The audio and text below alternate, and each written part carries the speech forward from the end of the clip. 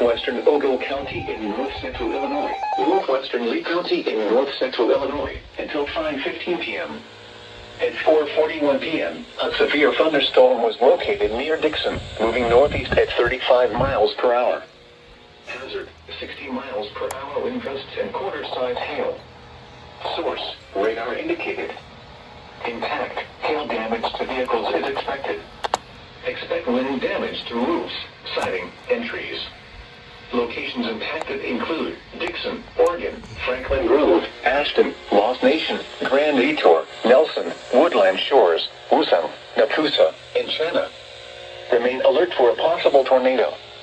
Tornadoes can develop quickly from severe thunderstorms. If you spot a tornado, go at once into a basement or small central room in a sturdy structure. For your protection, move to an interior room on the lowest floor of a building.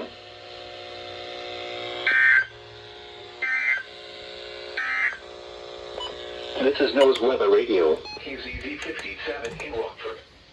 Severe weather is occurring or forecast to occur in our listening area.